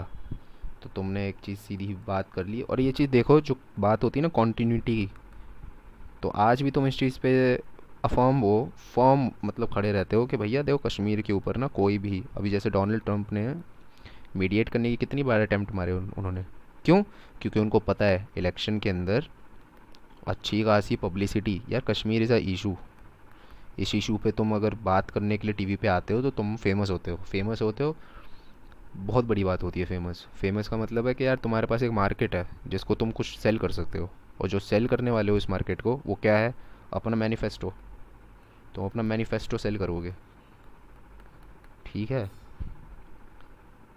तो ये चीज़ देख लो, कश्मीर को एज अ बायलेटरल ही तुम सॉल्व करने की जो अटेम्प्ट है, ये चीज़ तुमने सीखी कहाँ से, जब यूनाइटेड नेशन में तुम थोड़ा मात खा के आ गए। अब United Nation as a institution उसकी प्रॉब्लम नहीं है, ये बात ऑल्सो तुम दिमाग में रखो। यूनाइटेड नेशन जो है एज अ इंस्टीट्यूशन फ्लॉड नहीं है। जो ऑपरेट करते हैं ना लोग इसको, यूनाइटेड नेशन को, जो पोस्ट फिल कर रहे हैं वहाँ पे, अगर वो सारे के सारे एकजुट होकर अपना ही इंटरेस्ट देखेंगे तो यूनाइटेड नेशन कितनी भी अच्छी हो क्या ही कर लेगी। समझ रहे हो? ये बात हो गई बहुत काफ़ी पुरानी। एनीवे, फिर तुम एक तीसरी चीज़ नाप के देखो कि जो चाइना है ना यार, चाइना के अंदर क्या हुआ अचानक से। चाइना के अंदर एक होगी क्रांति, चाइनीज़ रेवोल्यूशन। और चाइनीज़ रेवोल्यूशन ऐसा समझो कि बाबरी मस्जिद वाला कांड वहाँ पे हो गया तगड़ा वाला, ठीक है। और उसके बाद वहाँ पे आ गई बीजेपी जैसी उनकी सरकार। तो चाइना के अंदर जैसे ही एक स्ट्रॉन्ग गवर्नमेंट आ गई, मतलब अभी स्ट्रॉन्ग गवर्नमेंट है, तो ये किस किस एजेंडा पे बकवास करेगी ये। बीजेपी क्या करती है, नेशनलिज्म नेशनलिज्म नेशनलिज्म, इन पे कुछ काम ही नहीं है, नेशनलिज्म नेशनलिज्म। प्रोपोगेंडा इनका कैसे फैलेगा कि भैया चाइना की बेइज्जती हुई है तो 100 साल हो गए, सेंचुरी ऑफ ये सेंचुरी ऑफ वो, ठीक है, बहुत शेम झेला है हमने, अब नहीं, नॉट एनी मोर, ठीक है। तो इस तरीके से उन्होंने लोगों में डाली पूरी चीज़। तो उस लहजे से तुम्हें समझ में आ रहा है कि भैया ये चाइना जो है शांत वांत नहीं बैठने वाला, और ये कोई भाई बंधु सा है नहीं। ये चीज़ सबसे पहले जो थी, ये किसने नाप ली थी, भाप ली थी, ये चीज़ नाप ली थी पटेल जी ने। पटेल जी ने देखा कि यार ये चाइना जो है ये गया, इसने तिब्बत पे तो कर लिया बढ़िया से कब्जा, ठीक है। उसके बाद फिर ना ये फालतू बातें इसके लिए भी करता है, आसाम आसाम के ऊपर जो हमारा नेफा वाला एरिया था, मतलब ये अरुणाचल जो है नेफा के नाम से जाना जाता था। तो तुम्हें दिख गया कि यार ये नेफा पे भी तंग करने वाला है, ये तिब्बत पे भी कर लिया। आप तिब्बत, तिब्बत यार सोच के देखो ना, एक वे ऑफ लाइफ है, कल्चरल, तुमने एक सिविलाइजेशन बनाई है जो कितने सालों से रह रही है, तुमने वो हटा दी पूरी की पूरी, सभ्यता ही एलिमिनेट सी हो गई बिल्कुल, एक समझो। मतलब उसकी आइडेंटिटी तो चली गई, कि जो उसकी एक लेट से खुद से डिसीजन लेने की जो क्षमता थी वो तुमने पूरी की पूरी छीन ली। अब इस चीज़ को तुम कैसे नहीं बोल रहे हो, इंडिया कोई क्यों कुछ नहीं कर पा रहा। तो इसकी जो रीज़न है वो लोकसभा के अंदर नेहरू जी ने साफ साफ कह दी थी कि भाई पटेल की बात गलत नहीं है, सही है। इनफैक्ट उन्होंने बोला कि हिस्ट्री भी जो है ना वो ये चीज़ समझाती है, हमें दिखाती है कि चाइना के अंदर वेनेवर, जब चाइना में जैसे हान डायनेस्टी थी, तो सेंट्रल जैसे ही उनका पावर होता है, जो बीजिंग वाला एरिया है वो जैसे ही पावरफुल हो जाता है, तो चाइना जो है ना ग्रो करने की ट्राई करता है, हमेशा ग्रो करता है। जो टेंडेंसी होती है चाइना की, जब भी सेंटर सेंटर पावर जो है वो कोई तगड़ी होगी, बीजेपी काइंड ऑफ पावर, तो हमेशा ग्रो करने की कोशिश करता है। बट एक बात और है, बहुत समझो, कि जो क्लैश है वो एक बार को हो सकता है कि इनएविटेबल होगा एक दिन, कोई दिक्कत वाली बात नहीं है। बट पॉइंट इज़ कि we are not fucking ready for it right now. ये बात समझो कि हम चाह के भी कर क्या लें, लड़ें क्या। और ऐसा नहीं है कि तुम लड़े नहीं, 1962 पे तुम हीरो बने ना, 1962 पे बने हम हीरो, लड़ने की ट्राई करी, अटेम्प्ट मारा। Remember, it is not a war. 1962 का वॉर नहीं था, it was a conflict. Conflict क्या होता है, जहाँ पे कोई प्री, ऐसा नहीं है जैसे अभी भी जो चला है वो कॉन्फ्लिक्ट है, वॉर नहीं है। 1962 पे भी वॉर है, आर्मी आउट ऑफ कंट्रोल हो गई। जो बॉर्डर होती है ना, काफ़ी वैसी डेंजर प्लेस होती है यार। वहाँ पर तुम लौंडे लौंडे इतने दिनों से इकट्ठा हो, सोच रहे हो कि यार जीवन भर से प्रिपेयर कर रहे हैं, पीटने का मौका नहीं मिल रहा।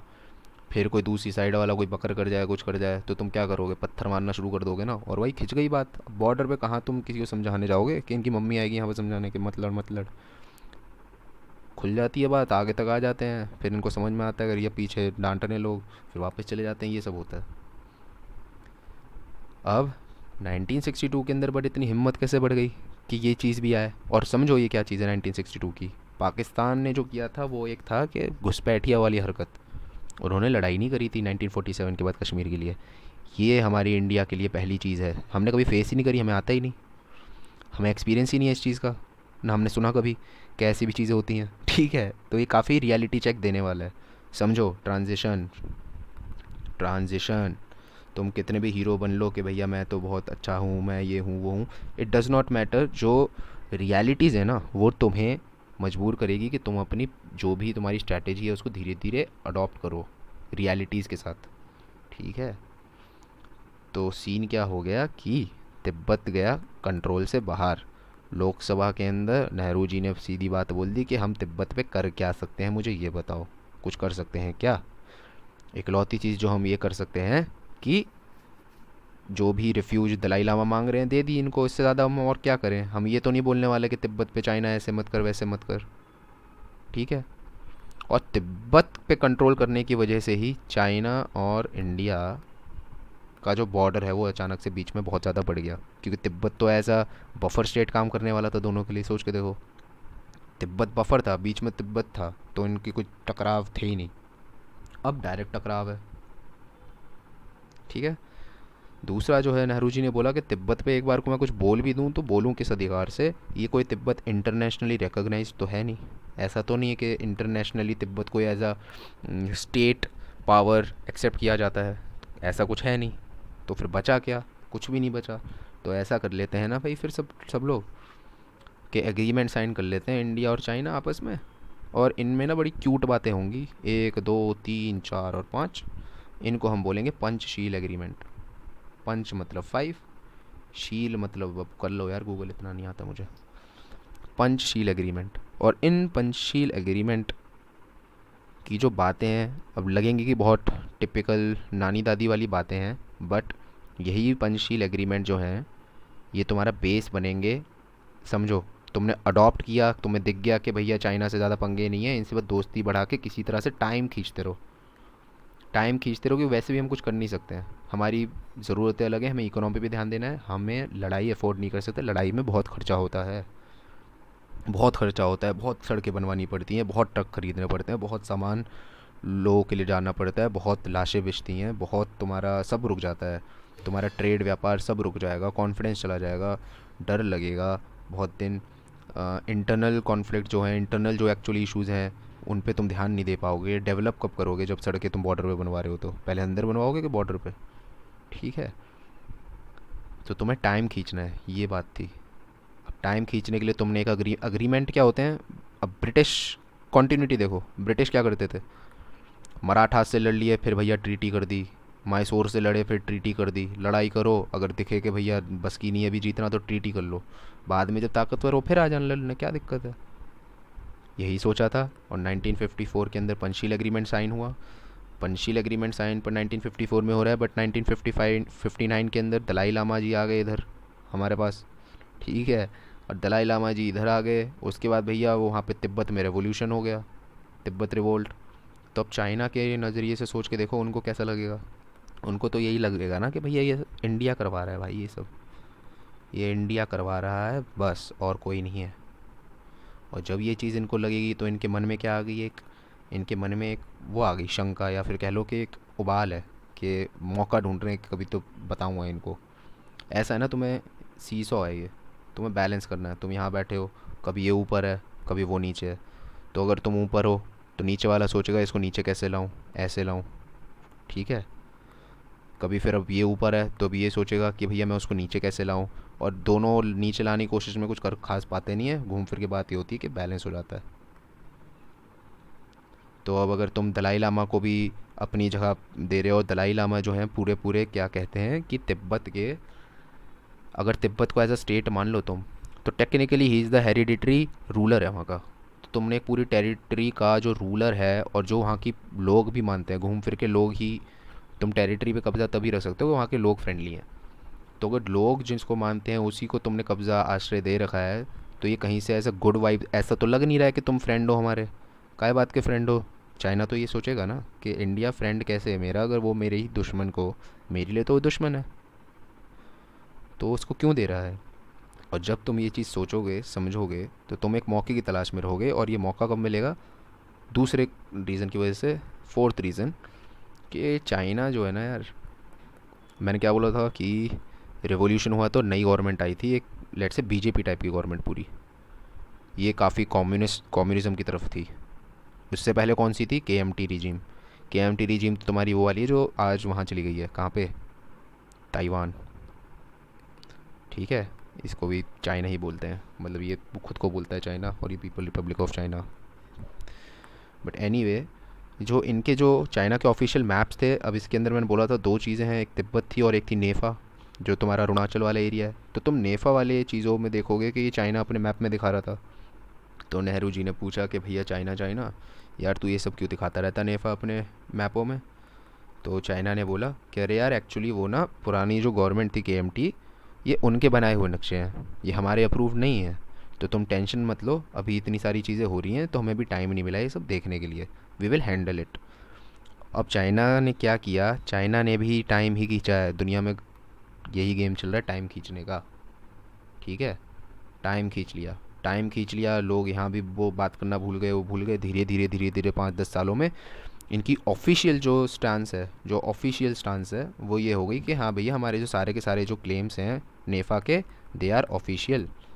पहले तो तुम पर केएमटी की बात कर रहे थे, क्यों? क्योंकि तब तुम्हें दिख रहा था बहुत अच्छी अच्छी दोस्ती दोस्ती सी हो रखी है अभी इंडिया और चाइना की, अच्छी अच्छी बातें कर रहे हैं। तिब्बत वाला भी जो पूरा सिनेरियो है काफ़ी प्रेजेंट है अभी इस समय। तुम नहीं अफोर्ड कर सकते हो इस समय इंडिया को एक इशू देने का कि भाई तू अभी इस बात पे ना नाराज़ हो के हम पे तिब्बत तिब्बत करने लग जाए, या फिर दलाई लामा करने लग जा। ठीक है, तो चाइना ने टाइम अपना खींच लिया। जैसे जैसे बात जाती है तो हर चीज़ ना जस्टिफाइड हो जाती है। बाबरी मस्जिद को तोड़ने का मतलब है कि तुम स्टूपिड हो, कोई घंटा सेक्युलर कुछ नहीं है। ठीक है, अगर ये चीज़ हो पा रही है तो। बट पॉइंट इज़ तुम इतने टाइम उसको खींचोगे कि सब भूल जाते हैं, बोर हो जाते हैं, अडेप्ट कर लेते हैं। उनके दिमाग में है कि हाँ चल ठीक है ये तो नॉर्मल है नहीं नॉर्मल, लगने लगता है। ठीक, तो इससे क्या हुआ? एक स्ट्रैटेजी जो है चाइना की भी डेवलप होने लग गई। उनको दिख गया कि यार टाइम खींचो, कोई भी क्लेम आज करो, डे वन मैंने बोला कि तुम्हारे पापा जो हैं तुम्हारे पापा नहीं हैं, वो मेरे पापा हैं। अब मेरे को बस ये समय खींचना है, और फिर मैं डे 444 को बोलूँगा रिमेंबर मैंने तो हमेशा से यही बोला कि तुम्हारे पापा नहीं मेरे पापा हैं, और तुम्हें मानना पड़ेगा। और नहीं मानोगे, दिक्कत क्या है कि इतने सारे लोगों ने ये बात सुनी हुई है अब कि कुछ पता नहीं चल रहा है कौन सच है कौन झूठा है। तुमने क्या सच है क्या झूठा है उसको काफ़ी कन्फ्यूजन में डाल दिया है। मतलब घूम फिर के जो लास्ट में जो बात आती है वो आती है पब्लिक ओपिनियन की, कि पब्लिक ओपिनियन क्या चल रहा है, वो किस चीज़ में मान रहे हैं।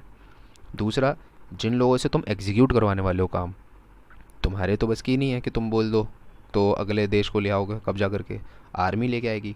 तो आर्मी को एक उनके अंदर एक कोई भी, लेट से अगर तुम उनमें एक सोच बिठाना चाहते हो उसमें टाइम लगता है।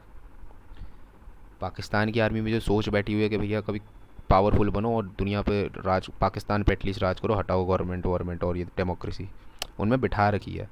फिर तुम में जब खुद एक सोच बैठ जाती है तो तुम्हें होता है कि वही वाली सोच को आगे प्रोपोगेट कैसे करोगे, तो उसके लिए भी तुम टूल बना लेते हो। तो तुम्हें पता है आर्मी पाकिस्तान की वहाँ के लोगों को कैसे समझाएगी कि भैया इंडिया कभी भी अटैक कर देगा, और वो प्रोपागेंडा वो जारी रखते हैं।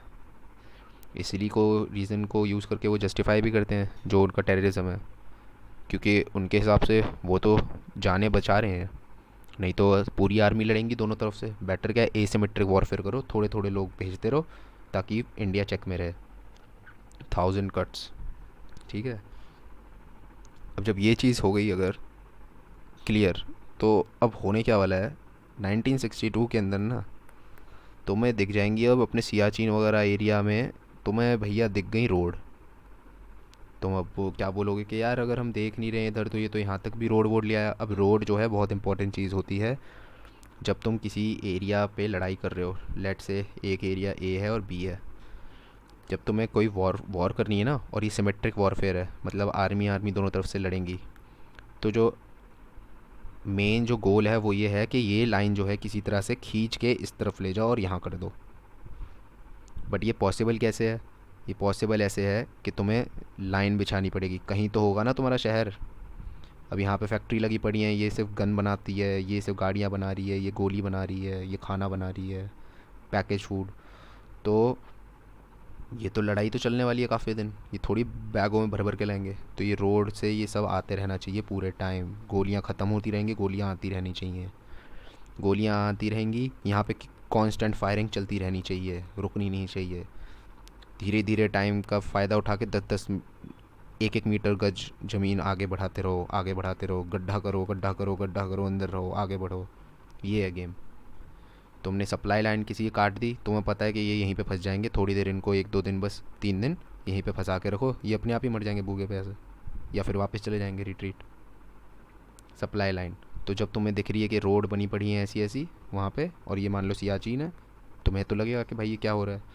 अब इस चीज़ में अचानक से क्या बोला मैंने, कि इंडिया को एक्सपीरियंस नहीं है इन चीज़ों के, ना कहीं पे पढ़े लिखे सुने हैं कि भैया क्या चीज़ होती हैं, डरते बहुत हो। तो नेहरू जी ने फिर से एक, कहते हैं ना कि जैसे भी यूएन वाली चीज़ थी, एक होती है किताब में पढ़ी हुई, फिर एक होती है प्रैक्टिकल। अब यूएन वाली बातें ना नेहरू जी की किताब में पढ़ी हुई हैं कि ऐसा करना चाहिए bye procedure, to idealist.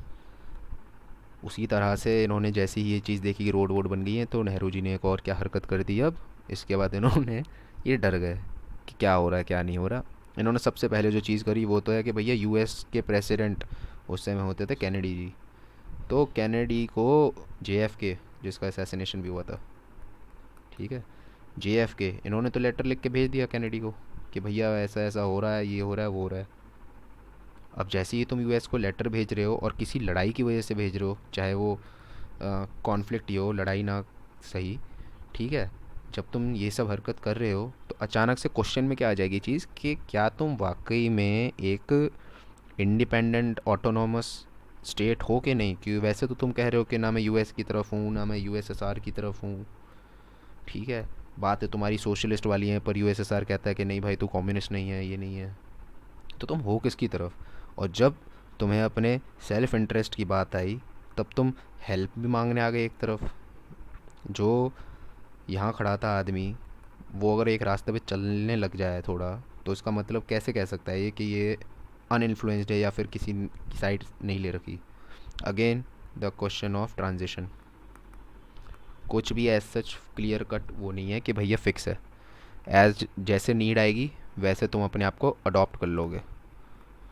But good thing is कि इसकी ज़रूरत पड़ी नहीं इस लेटर को पढ़ के इस पर कोई एक्शन लेने की यूएस को, क्योंकि चाइना ने जैसे ही वो लेटर उन्होंने भेजा था, चाइना तब तक रिट्रीट कर चुका था वापस, ठीक है।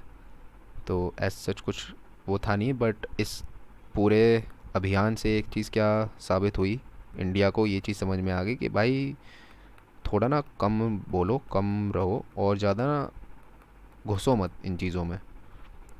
अब एक चीज़ बता देता हूँ कि 1954 में जो पंचशील एग्रीमेंट साइन किया था ना, उसकी वैलिडिटी 8 ईयर्स थी। तो ऐड करो 8, कितने हुए, 6 और 7, 1962।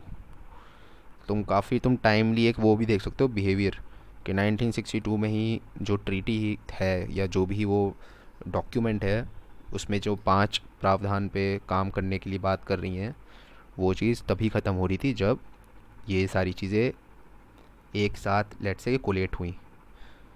तो इस पॉइंट पे जाने को कोई पॉइंट नहीं है कि वो एक्चुअल में कॉन्फ्लिक्ट था या फिर वो एक प्री प्लान्ड एक पूरा का पूरा नेक्स्ट वो था अभियान, ताकि इंडिया को एक बार उसकी बताई जाए कि तू कितना स्ट्रांग है। बट अब इसी से क्या चीज़ एक चेंज होगी फिर से, अगेन ट्रांजिशन जो आएगा वो ये आएगा कि तुम्हें एक बार को सोचना पड़ेगा कि यार देखो, ऐसा नहीं है कि हम पूरा का पूरा जो अपना पैडल है, जो ऐसा हो ना गाड़ी चलाने के लिए रेस पे बटन डालते हो, पैर डालते हो, तो पूरा का पूरा हम इकोनॉमी पे रख नहीं सकते भाई, ये बात सिंपल है। हमें थोड़ा अपने आप को बदलना पड़ेगा, और थोड़ा लेट्स से कि थोड़ा फॉर्मल रिफॉर्म्स जो हैं हमें अपनी आर्मी, मिलिट्री, इंटेलिजेंस, इन चीज़ों में लानी पड़ेंगी। इंटेलिजेंस की बातें तब करते हैं हम जब हमें पैसे बचाने हैं, सिंपल बात है। क्यों? अगर तुम्हें पहले ही पता होगा कि यार ये सोच रहे हैं और ये कर रहे हैं, तुमने 1,000 रुपया लगा के अपना इंटेलिजेंस का नेटवर्क बिठा लिया, अब तुमने एक लड़ाई बचवा दी ना जिसमें तुम्हारा करोड़ रुपया खर्च होता। तो बेटर क्या है, इंटेलिजेंस पे तुम ज़्यादा फोकस करो, अभियान लगाओ इंटेलिजेंस पे, ठीक है। अब एट द सेम टाइम जब ये चीज़ हो जाएगी कि तुम्हारा पंचशील एग्रीमेंट ही गया पूरा का पूरा, और ऐसा नहीं है कि पूरा का पूरा वेस्टेज वाली बात है। पंचशील एग्रीमेंट यूएस ने भी, यूएस और चाइना की जो आपस में जो रिलेशंस है वो भी काइंड ऑफ, अगर जो तुम उनका डॉक्यूमेंट पढ़ोगे 5-6 पॉइंट है तो वो पंचशील वाले ही पॉइंट है। तो पंचशील ऐसा नहीं है कि बिल्कुल ही बेकार है। इनफैक्ट पंचशील वाली ही चीज़ जो है, इसी से तो तुम्हें आइडिया मिलेगा नेहरू जी को कि यार पंचशील तो बस बाइलेटरल था, सिर्फ इंडिया और चाइना, ठीक है, और ये कुछ प्राप्त हम इसमें कर नहीं पाए। बट एक चीज़ हो गई कि चाइना भी कुछ खास प्राप्त नहीं कर पाया। चाइना भी कोई ऐसा नहीं है ना कि उसने वो 1962 वाली चीज़ करके कुछ ले लिया हमसे, कुछ नहीं ले पाया, कुछ नहीं हुआ, ठीक है। तो चलो ठीक है सियाचिन, बट ठीक है, मतलब ऐसा सच कुछ नहीं ले पाया। तो तुम्हें नेहरू को क्या दिखेगा कि यार ये तो बहुत बढ़िया तरीका है, इससे हम एक तो नंबर वन हम दिखा सकते हैं कि हम कितने अलग हैं, लाइक नॉट यूएस के कैंप में, नॉट यूएसएसआर के कैंप में। इसको हम ऐसा टूल यूज़ कर सकते हैं ताकि हम देखें एज अ थर्ड, लेट से फोर्स। अब मैं ब्लॉक नहीं कह रहा हूँ, थर्ड फोर्स, कि जहाँ पे तुम, क्योंकि और लोगों को भी तो दिक्कत होगी जो हमें हो रही है कि हम इधर नहीं जा पा रहे, उधर नहीं जा पा रहे, पर ज़रूरत है, क्या करें, ठीक है। और इसी से तुम क्या करोगे, एक दो देशों को मिलाओगे। कौन कौन से, इजिप्ट, यूगोस्लोवाकिया, और इनके साथ तुम बनाओगे नॉन अलाइनमेंट। ये पूरा फोरम बन जाएगा तुम्हारा, एक एक प्रॉपर फोरम। जैसे फोरम मतलब कि प्रॉपर एक प्लेस जहाँ पे प्रॉपर एक वो है कि ये हर साल की मीट हुआ करेगी, हर साल तुम इन इशूज़ पे बात किया करोगे, टीवी पे ब्रॉडकास्ट होगा, लोग जो हैं मैगजीन्स लिखेंगे, न्यूज़पेपर में यही आता रहेगा, इतना बड़ा फोरम। तो इससे क्या होगा कि तुम्हें पता है कि मैं अब मैं दबा सकता हूँ इनको या किनको, कैसे, अगर ये कुछ गलत करेंगे तो मैं यहाँ भौंकना शुरू करूँगा, और जब भौंकूँगा वो न्यूज़ में आएगा, लोगों के पब्लिक ओपिनियन बदलेंगे। अगर ये प्रेसिडेंट है, ये डरेगा ना कि मेरे लोग मेरे बारे में बेवकूफ़ी ना सोचे कुछ, नहीं तो मेरे को जिताएंगे नहीं अगली बार। तो ये वाली बातें आ जाएंगी इसमें, ठीक है।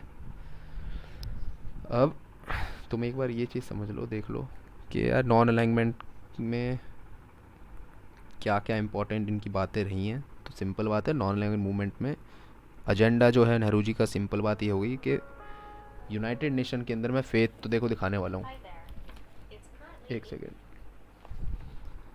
कि भैया I will have faith in United Nations. तो इन्होंने अब क्या कर दिया, ये अकाउंटेबिलिटी रख दी, सीधी बात है। जब तुम किसी चीज़ में फेथ दिखा रहे हो ऐसे पब्लिक फोरम में, तो तुम वैसे ही अकाउंटेबल कर देते हो पूरे के पूरे वेस्ट को, कि भैया सुनो, काम करते हुए भी देखो, अगर पोस्ट सारी फिल कर रहे हो तो काम भी दिखता नहीं चाहिए, नहीं तो ये पूरा ठप कर दूंगी मैं दुकान जो भी चला रहे हो, ठीक है। उसके बाद तुम्हें आएगा कि भैया हम जो हैं सब के साथ इंटरेक्ट करने वाले हैं, सारे नेशंस के साथ, ऐसा नहीं है कि इसके साथ नहीं करूँगा उसके साथ नहीं करूँगा, सब के साथ करने वाला हूँ मैं। और मैं कोई पावर पॉलिटिक्स नहीं कर रहा, पावर पॉलिटिक्स नहीं करना चाहता हूँ। इसके लिए नहीं मैं इससे रिश्ता बनाऊँगा कि मेरी पावर बढ़े, इसलिए बढ़ाऊँगा क्योंकि मेरे इंटरेस्ट, मेरी नीड्स हैं, मुझे तेल चाहिए, मुझे एनर्जी सिक्योरिटी चाहिए, मुझे अच्छी सीट चाहिए, मेरे को खाना चाहिए, इन चीज़ों के लिए करूँगा, ना पावर पॉलिटिक्स के लिए कि ये कब्जा लूँगा तो ये हो जाएगा, वो कब्जा लूँगा वो हो जाएगा ना। और मैं कोई थर्ड ब्लॉक नहीं हूँ, ऐसा नहीं है कि अब 3 हो गए, अब US versus USSR versus non aligned countries, ऐसा नहीं है जी, ऐसा नहीं है। हम थर्ड ब्लॉक नहीं है, we are a third force all together. हम एक फोर्स हैं, फोर्स, ठीक है। और हमारा लिमिटेड नहीं है बस इन बातों तक, पावर पॉलिटिक्स या इंटरेस्ट, हमारा और भी बड़ा मोटिव है। हम जो हैं, जो जैसे हमारे इंडियन नेशनल मूवमेंट चल रही है, तो वैसे ही अफ्रीका के अंदर कितनी सारी लेट्स से नेशनल स्ट्रगल्स चल रहे होंगे, तो हम उनको सपोर्ट करने वाले हैं। और हम फेवर करेंगे कि हमारे एक्सपीरियंसेस हम उनसे शेयर करें, उन्हें बताएं कैसे आगे उनको नेशन बिल्डिंग प्रोसेस करनी है। हम टॉलरेंस पे, नो को एग्जिस्टेंस पे, इन पे बातें करने वाले हैं, जो कि तुम डायरेक्टली कह सकते हो कि ये गांधी की जो बातें हैं ना नॉन वायलेंट सत्याग्रह वाली, तो ये उनसे काफ़ी मिलती जुलती हैं, ठीक है। और जो सबसे मेन, अब ये सारी तुमने बातें कर ली इतनी बड़ी बड़ी, उसके बाद तुम अपना मेन गोल रखोगे। तुम्हारा मेन गोल जो है तुम अब छोटा सा लिख दो यहाँ पे, उन्हीं थी टर्म्स एंड कंडीशन। हमें मेंटेन करनी है अपनी क्या, ऑटोनॉमी। कैसी, स्ट्रैटेजिक ऑटोनॉमी, कि हमें पता हो क्या हमें करना है। तो क्या तुम न्यूक्लियर मिसाइल बना के लोगों पे डाल सकते हो जी, नहीं। हम स्ट्रैटेजिक ऑटोनॉमी चाहते हैं बस एक चीज़ के अंदर अपनी, सबसे पहले दैट इज़ अपनी फॉरेन पॉलिसी। हमें नहीं बताएगा कोई किसका दोस्त बनना है बाहर, किसका व्यापार करना है, किसके साथ नहीं करना। हम बताएंगे हमें किसके साथ करना है, अपने आप। ठीक है, तो एक ये चीज़ हो गई अगर डन। तो अब एक चीज़ देखते हैं कि क्या हम कह सकते हैं कि नेहरू जी की जो भी बातें बातें थी बहुत ज़्यादा बड़ी फेलियर थी। तो हम बोलेंगे भैया ऐसा बिल्कुल भी नहीं है। पहली बात तो यही है जिन्होंने, ऐसा नहीं है कि इन्होंने पैदा करी है इंडियन फॉरेन पॉलिसी, बट जो शेपिंग करी है वो नेहरू जी ने करी है। जो डायरेक्शन है कहाँ जाएगी, किस तरीके से आएगी, वो इन्होंने ही दी है। और इसका एक बहुत लेट्स से कि तुम अगर देखो कि इंडिया गरीबों का देश, भिखमंगे हैं भैया, कच्छों में घूम रहे हैं, ठीक है, किसान है, कुछ नहीं पता, अलग बेवकूफ़ों वाली बातें कर रहे हैं। ऐसे देश को एक पूरे ग्लोबल प्लेटफॉर्म पे, इंटरनेशनल रिलेशंस जो है पूरा प्लेटफॉर्म है, लेट्स से कि ये वो इंस्टाग्राम है, तो इसके हैं 2.8 मिलियन फॉलोअर्स, जो कि बहुत बड़ी बात है। कैसे? क्योंकि तुमने एक अपनी खुद की ही एक अलग चीज़ निकाल के रख दी यार। और इसके बेसिस पे ही तुम्हें, लेट्स से कि कोरिया के अंदर अगर क्राइसिस हो गया, कोरिया में नॉर्थ कोरिया है, साउथ कोरिया है, और नॉर्थ कोरिया साउथ कोरिया पे कब्जाना चाह रहा था, ले आया था अपनी सेना, यूएस ने इंटरवीन करा। यूएस ने इंटरवीन किया तो चाइना को डर लग गया बढ़िया वाला कि यार ये यूएस आ तो रहा है यहाँ पे नॉर्थ कोरिया को कंटेन करने, पर ये घूम फिर के ना सेना लगा देगा, और नॉर्थ कोरिया से बॉर्डर लगता है चाइना का। तो चाइना भी डर गया कि मैं क्या करूँ क्या करूँ क्या करूँ। अब यूएस, चाइना, चाइना जो है कौन से कैंप में, टेक्निकली देखा जाए तो कम्युनिस्ट कैंप में, क्योंकि कम्युनिस्ट पार्टी तो यूएसएसआर के साथ। ठीक है, तो ये तो बहुत बड़ा पूरा का पूरा गेम बन गया। ये तो घूम फिर के वही कोल्ड वॉर वाली बात आ गई। तो इस चीज़ के अंदर तुम्हें, अगर वर्ल्ड में एक नीड आई है कि भाई अब इन ये सॉल्व नहीं हो सकती चीज़, सिंपल बात है, ये दोनों बैठ के बात नहीं कर सकते, ये लड़ेंगे ही। इसमें पहली बार तुम्हें समझ आया कितनी नीड है इंडिया जैसे देशों की, क्योंकि तब तुम बिठाओगे इंडिया को एज चेयरपर्सन। यूनाइटेड नेशन खुद आएगा। क्यों? क्योंकि यूनाइटेड नेशन को पता है यार इंडिया ने तो अपनी ग्रैंड पॉलिसी में ही दे रखा है कि यूनाइटेड नेशन को मैं बहुत अच्छे से सपोर्ट करने वाला हूँ और फेथ रखने वाला हूँ, फेथ। ठीक है, तो यूनाइटेड नेशन अपना जो कोरियन कमीशन बिठाएगा, उसका चेयरपर्सन तुम किसको बना रहे हो जी? इंडिया को बना रहे हो 1950s में। तो ये तो बहुत बड़ी अचीवमेंट की बात है कि अरे यार ये गरीब देश, इस पर कुछ नहीं, ना इकोनॉमिक पावर ना ये पावर, इसको तुम इतनी बड़ी बड़ी लेट से रिस्पॉन्सिबिलिटी दे रहे हो। तो ये तुम्हारी एक हिस्ट्री और कॉन्टीन्यूटी में चला गया कि तुम्हें रिस्पॉन्सिबिलिटी, या फिर कह लो रिस्पॉन्सिबल नेशन जो होते हैं, तुम उनकी कैटेगरी में धीरे धीरे अपने आप ही फॉल करना उसी टाइम से शुरू कर गए थे। तभी तो आज जाके तुम वो एस्पिरेशन रख पा रहे हो कि हम यूनाइटेड नेशन सिक्योरिटी काउंसिल के मेंबर भी बनेंगे, हमें भी चाहिए बढ़िया वाली वोटिंग पावर्स, हमें भी चाहिए वीटो। ठीक है, तो कॉन्टीन्यूटी और ट्रांजिशन ये दो वाली चीज़ें, इनमें थोड़ा देख लेते हैं।